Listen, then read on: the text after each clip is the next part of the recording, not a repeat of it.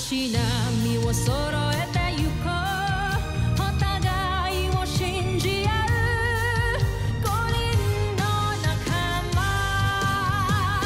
まるでスバイブに預けた命飛ぶぜ宇宙の果てまでもみんなの笑顔ももう近い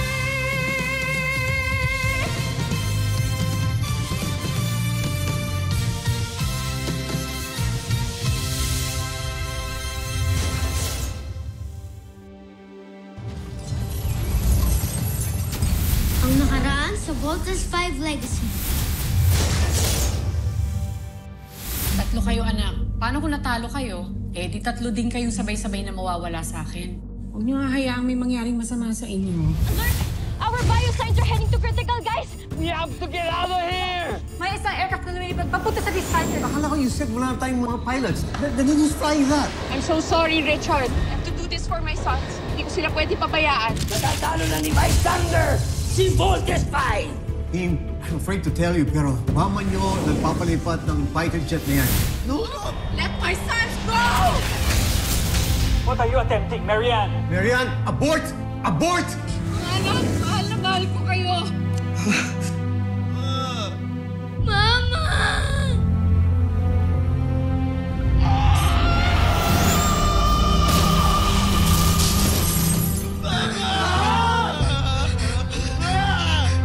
Tama na, little siya. Mamaya ka na umiyak. Ngayon tayo kailangan mas maging matapag.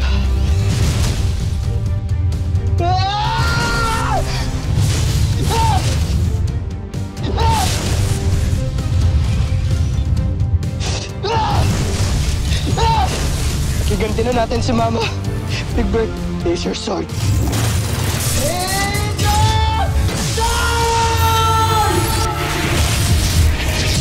Mama!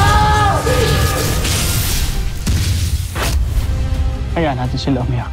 Let them cry like boys. But I expect that when they stand up again, they will rise as warriors and avenge their mother and protect our planet. Rise, Armstrong brothers. Rise.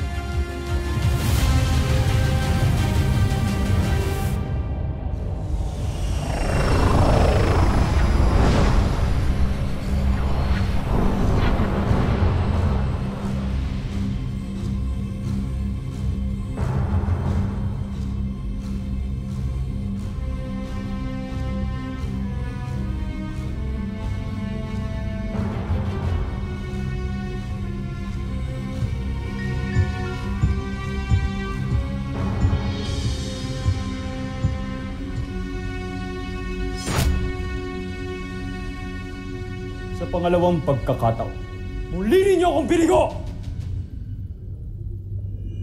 Akala ko ba hindi na madadaiga ating Beast Fighter? Paumanhin, Joffrey.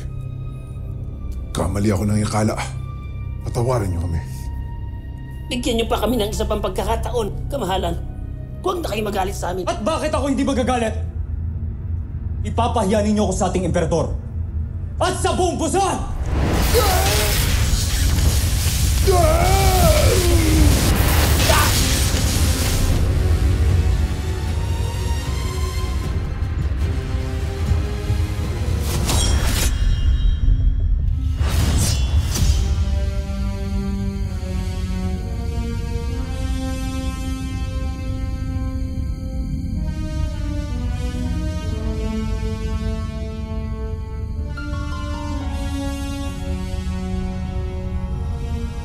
Handa akong ialay ang aking buhay para sa'yo, Joffrey.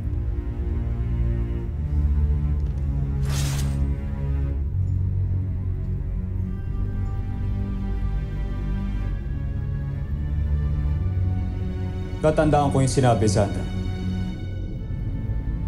Bibigyan ko kayo ng isa pang pagkakataon.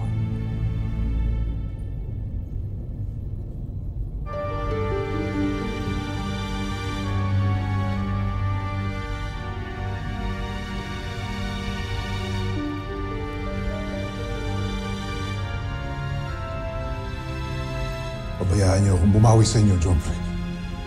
Pinapangako ko, hindi ko na kayo bibiguin pa. Pagbibigyan kita, Draco. Magkamali ka ulit, parurusahan kita. Adjust up, Joffrey. Tusintak. Sa pagkakataong ito, sinisiguro ko, mananalo na tayo. Kung ganon, ano pang ginagawa nyo? Simulan nyo na magplano magsilayas kayo sa harapan ko!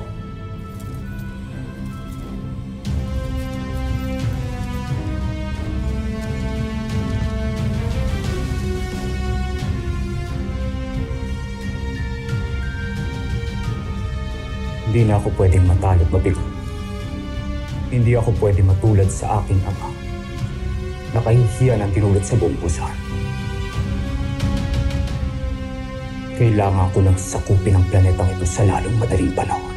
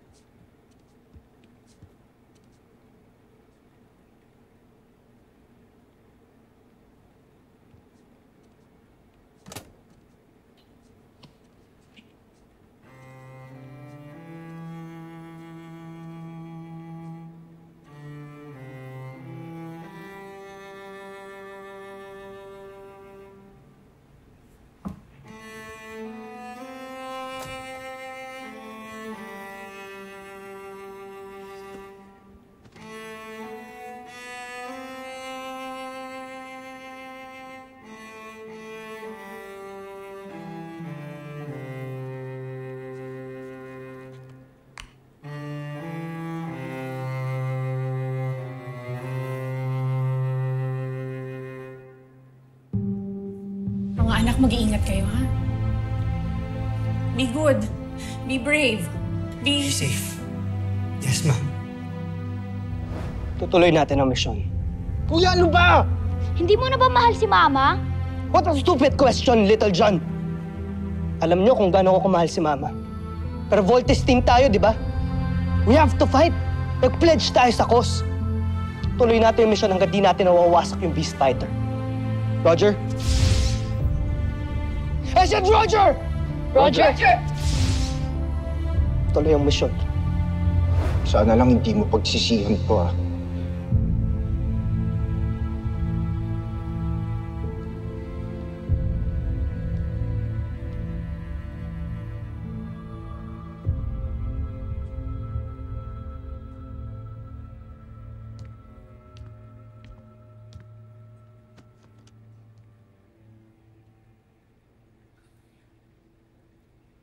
Wala na si Mama. Hindi ko na mabibigay sa kanya tong regalo ko sa kanya. Condolence.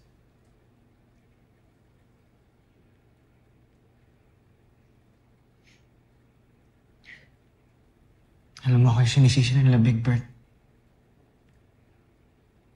Tingin mo ba kasalanan ko talaga?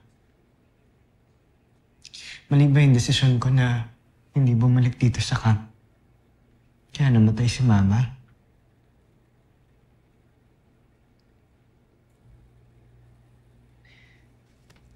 Wala man lang ba maririnig galing sa'yo? Eva. Aalis na ako dito sa camp. Wala na akong reason pa para magstay dito. Bakit ka aalis ng camp?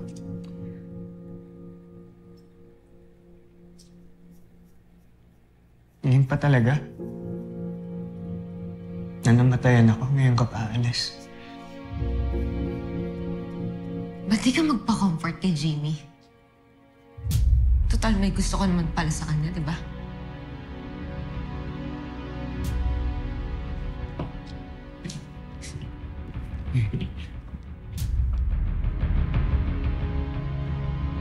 Oh, alam ko na. Kaya huwag ka na mag-deny pa. Pinakailaman ko yung phone mo dyan sa locker mo. Nakita ko puro picture si Jamie. Stolen shots pa. So enough ng evidence yun. Be happy now. Dahil pinapakawalan na kita.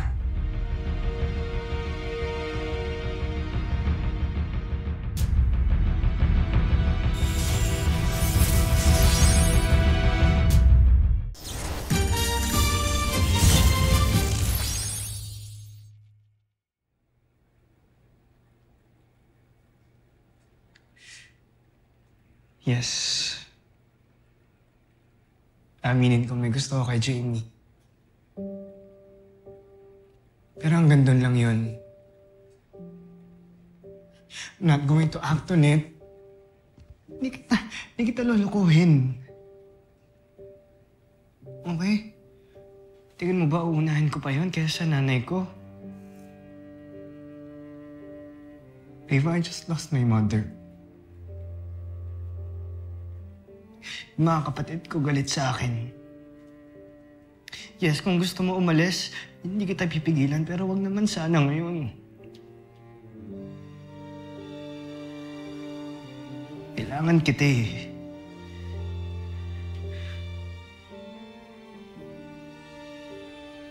Hindi ko kaya.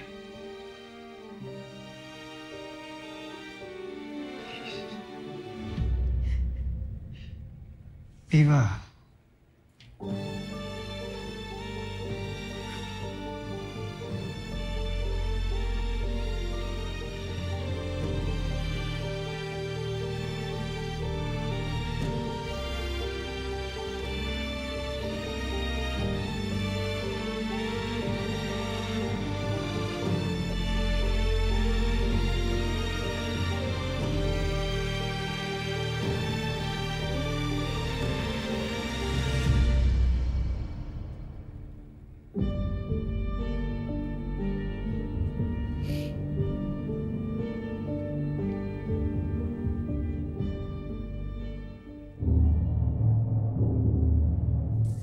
At iyon ang aking ulat, mahal na Emperador.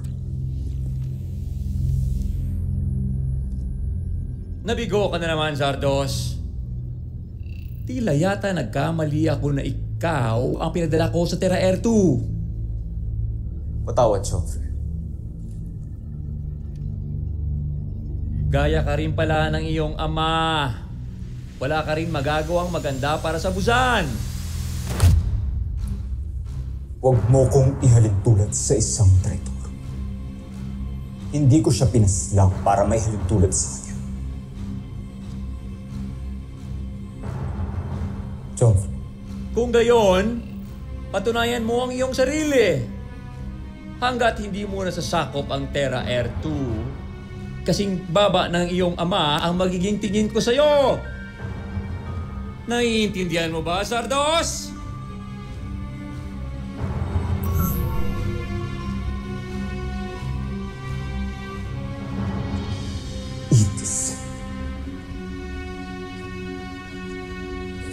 Hindesak.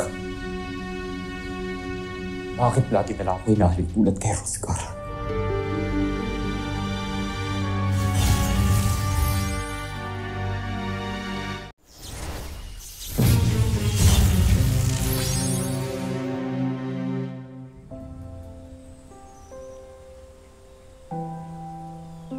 Bro, Little John. Condolence ulit ah.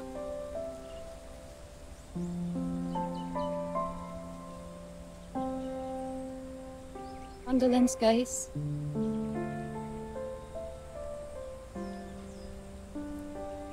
We're all very sorry for your loss.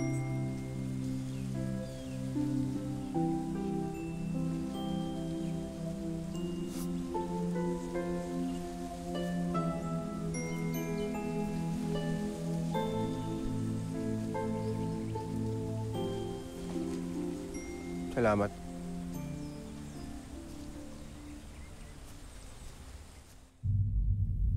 Hindi na ako makapaghintay sa ating tagumpay, mahal ko. Sa sandaling mangyari yon, nais kong bumalik tayo agad sa Busan. Nang sa gayon ay may handa na natin ang ating pag-iisang dibdib.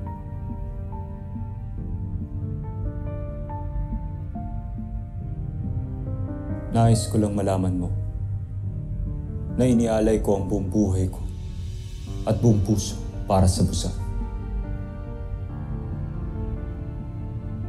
Tanging ang Busan lamang at ang emperador ang makaangkin sa akin. At wala nang iba. Naiintindihan mo ba yun, Sandra? Nauunawaan ko. Joffre. Magbihis ka na. Kailangan na natin magbalik sa ating tungkulan. Naiintindihan ko.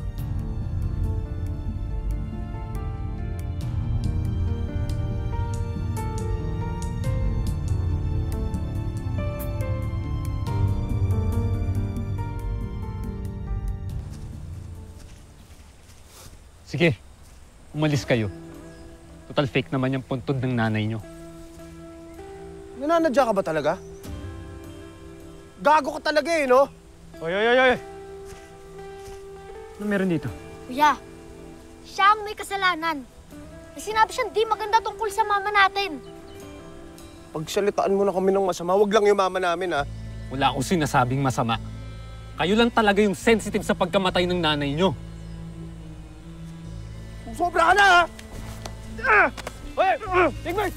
Ma! Diba? Uy ka lang. Seriously? Little John. At iba naman yung mga kapatid ko, papatulan mo? Ano ba ang problema mo? Hindi mo ba nakikita at takihin nila ako? Paano pag ako yung matake sa'yo? Ha? Kaya mo ba? Ha? Kaya mo? Sige na, kuyog na to! Go! Kagatin mo yan. Sige, Little John. Ano? Tumigil kayo! Kayaan nyo kaming dalawa. Matagal na akong pegon sa isang to. Sige, matagal na rin akong busit sa'yo. Sige, Laban! kuya, huwag kang papatalo! Lumpuin mo yan!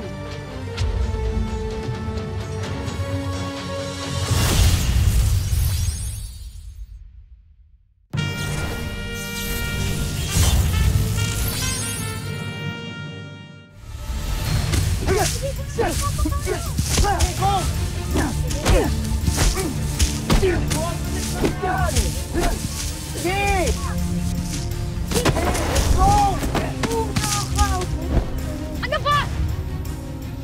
Hindi kayo dapat nag-aaway! At kayong dalawa, bakit hindi nyo man lang sila inaawat? Ha? Paano kasi itong si Mark? Pinabasto si Mama. Mag-sorry ka, hoy! Hindi ako magsasorry dahil opinion ko lang yun. Bahala kayong magalit kung gusto nyo. Mark, alam ko na yung totoo. Parang ang hirap po kasing pakisamahan yung pagiging aloof and cranky and moody po niya pag hindi po namin siya ganun kakilala. Naiiyak po ka.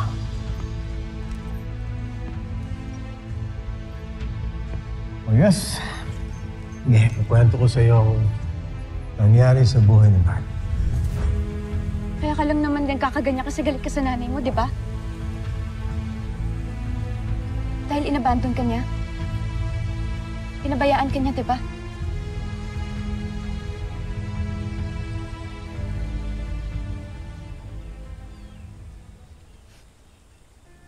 Hindi totoo yan. Stop inventing things. Mark, hindi mo na kailangan mag-deny. Alam ko na yung totoo. And I'm sorry, but hindi nakatikim ng pagmamahal si Mark kasi bata pa lang siya nung maulila siya sa nanay niya. Mark, yung galit mo sa nanay mo, dahil yun, mahal mo siya. Mahal mo siya kaya ka nasasaktan. Guys, kahit nang namatay yung tatay niya, hindi pa rin bumalik yung nanay niya. Binuhay ni Mark yung sarili niya. Walang inang nagpalaki sa kanya. Tama na, Jamie. Tumahimik ka na. Mark, I'm sorry, pero kailangan ko sabihin sa kanila to para maintindihan ka nila. Oh, sige, sabihin natin, naiintindihan natin si Mark ngayon. Pero sana, wag niyang binubuntong yung galit niya sa nanay niya sa mama namin. Baka nakakalimutan niyo. She died for us. Naiintindihan ko yun, okay? And I agree. Pero kailangan nating magkaisa para maayos natin yung mission natin, para magawa naman natin ng maayos. If we are united and if we understand each other, mas mahihirapan yung kalaban na talunin tayo. Pero kung kayo-kayo lang naman ding nag-aaway, di na pang gagawin nila. Ha?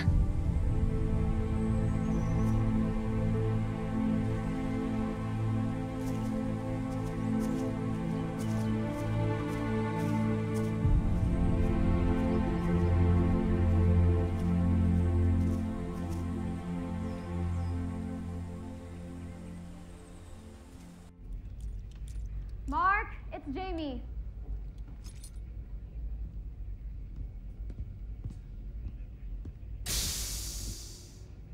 Bakit nandito ka? Can we talk? It's about your attitude with the Armstrong brothers. Look, I'm tired and I want to take a shower. Kaya pwede ba next time na lang? Door close! Gusto kasi kitang pagsabihan. Sobrang insensitive mo talaga sa Armstrong brothers kanina.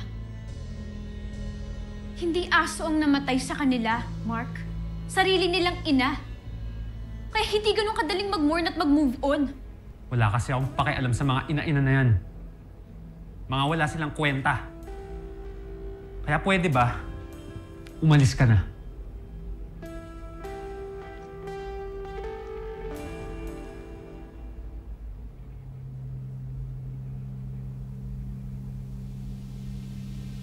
Di ba ang sabi ko umalis ka na? Why are you being so evasive?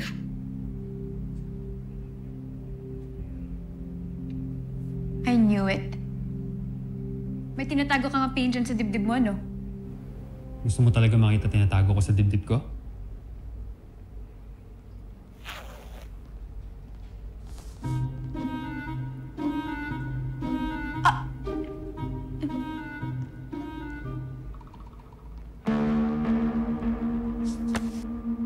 Kakairita ka talaga.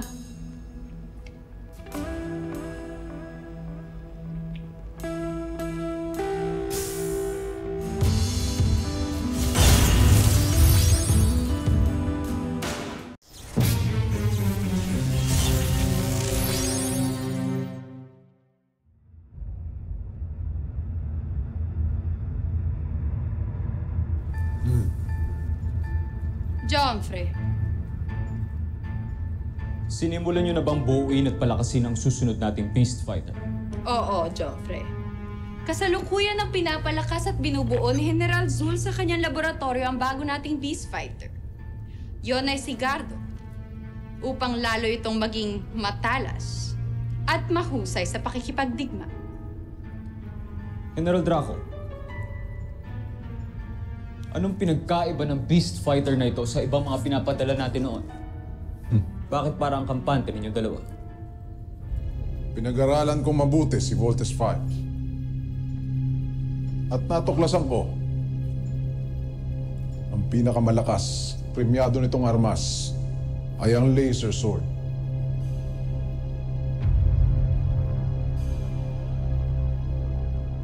Sa aking pananaliksik, natagpuan ko sa bansang Japan, tinatawag nilang mga samurai warriors.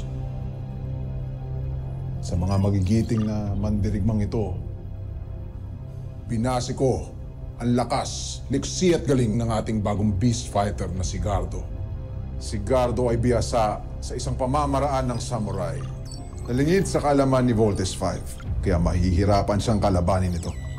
At pinanday namin sa bakal na ginamo ang kanyang espadak samurai. Pag natapos namin ito, Joffrey, napangako ko, wala nang panama sa atin, kanilang kampyon si Voltes 5. Mahusay, Shibar. Sana nga'y magtagumpay ka. Sana nga ang beast fighter na ito ang siyang wawasak kay Voltes 5.